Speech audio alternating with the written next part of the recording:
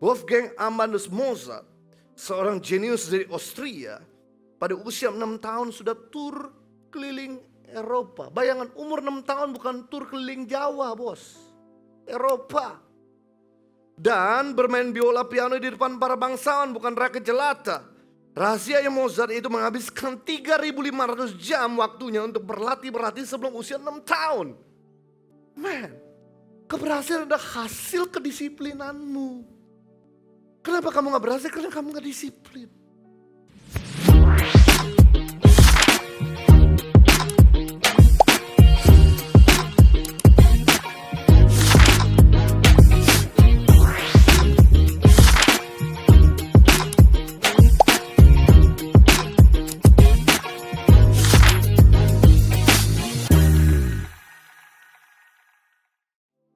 Saya tutup dengan video terakhir. Mari kita lihat. Usain Bolt trained for 20 years. You saw him for 9.58 seconds. Kobe Bryant made 1,000 shots a day during practice.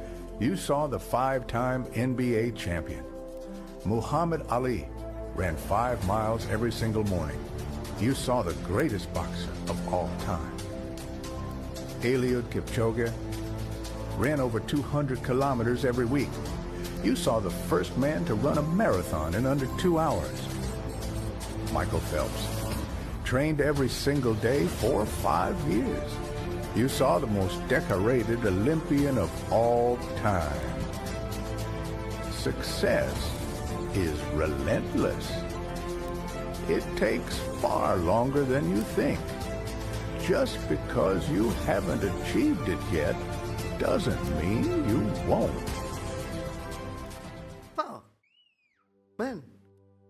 Mari saya coba bahas satu-satu. Usain Bolt berlatih lari selama 20 tahun. Dia memenangkan pertandingan lari dengan 9,58 detik. Kobe Bryant melakukan tembakan shoot setiap hari 1.000 kali. Selama latihan, dia menjadi juara 5 kali NBA champion. Muhammad Ali lari 5 mile setiap pagi. Dia menjadi petinju terhebat sepanjang masa. Eliud Kipchoge lari lebih dari 200 km setiap minggu. Dia menjadi pelari pertama maraton yang kurang dari 2 jam. Michael Phelps berlatih berenang setiap hari selama 5 tahun. Dia menjadi olimpiade berenang paling hebat sepanjang masa. Wolfgang Amadeus Mozart, seorang jenius dari Austria, pada usia 6 tahun sudah tur keliling Eropa. Bayangan umur 6 tahun bukan tur keliling Jawa, bos. Eropa. Dan bermain biola piano di depan para bangsawan, bukan rakyat jelata. Rahasianya Mozart itu menghabiskan 3.500 jam waktunya untuk berlatih sebelum usia 6 tahun. Man, keberhasilan adalah hasil kedisiplinanmu.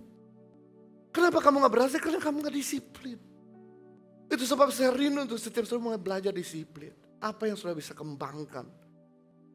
Saya kasih contoh terakhir. Saya lahir, saudaraku, gak seberapa pintar. SD kelas 1 pernah naik kelas. SD kelas 3 nyanyi lagu Garuda Pancasila, saudaraku, di depan umum, kencing di tempat. Terima kasih sudah mentertawakan saya. Waktu itu malunya mah hebat. Kelas 6 SD, saya dites IQ saya 67.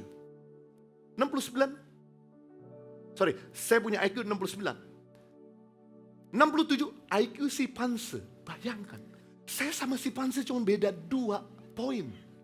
Si Panse sama saya 2 poin IQ-nya. Sedangkan orang terpintar di dunia IQ 150. Yesus punya IQ 183. Saya nggak nyampe separuhnya Tuhan Yesus, cuma sepertiganya. Waktu saya di Australia, saya nggak bisa bahasa Inggris. Kerjaan pertama saya jadi cuci piring, kitchen hand, dengan gaji $6. Guys, apakah saya menyerah dengan rasa bodohnya saya? Dengan rasa nggak bisa saya? Dengan rasa idiotnya saya? No. Saya latihan, I train myself to communicate English. I train myself untuk latihan cuci lebih cepat. I train myself to marketing. Akhirnya saya nggak lama pindah. Dari gaji $6 per jam, saya pindah akhirnya ke sebuah supermarket namanya Kmart. Kalau dari Australia sudah tahu. Gaji saya tiba-tiba $16, naik $10. Lalu kemudian tahun 2004 gaji saya mencapai $64. Bayangkan, jamnya sama, tapi hasilnya beda. Waktu tahun 1997, saya punya income 1 jam cuma $6. Waktu tahun 2004, income saya $64. Hampir 10 kali lipat. Why? I train myself untuk bisa. Jangan cuma ada di bawah. Saya kembali ke Indonesia. Saya lanjutkan kuliah. S2. Dan sekarang saya S3.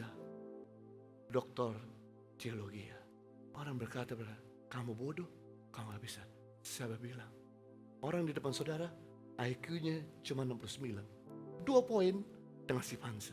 Tapi hari ini saya menyenang sertifikat S3. Bukan karena saya hebat. Karena Tuhan. Karena Roh Kudus. Karena saya mau latih diri saya. Saya mau jadi orang yang bodoh. Saya sempat berpikir, saya tahu istri saya orang yang pintar. Waktu dia SMA, saudaraku, dia juara terus. SMP, SD juara terus. Juara 1 dari atas, juara 2 dari atas, juara 3 dari atas. Saya juara 1 dari bawah, juara 2 dari bawah, juara 3 dari bawah. Dan saya sempat berpikir, wow, kalau saya menikah sama dia, maka dia akan gaji saya. Men, diinjek-injek laki-laki punya gaji lebih rendah daripada istri. Terbukti, waktu saya di Australia, istri saya terima income dari saya. Sampai hari ini, dia hidup dari tangan saya. Yang ngatur semua organisasi, baik Tangan Pengharapan dan Impact Community, orang yang depan saudara. Bukan karena saya hebat, tapi karena Roh Kudus yang melatih saya training myself. Disiplin. Saya gak sepintar istri saya, tapi kelebihan saya adalah saya disiplin.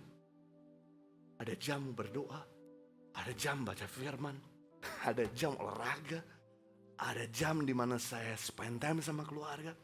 Ada jam saya spend time dengan komunitas. Hey, I train myself to be disciplined. Saya percaya sudah akan jadi orang-orang berhasil dan hebat. Asalkan kamu mau belajar disiplin.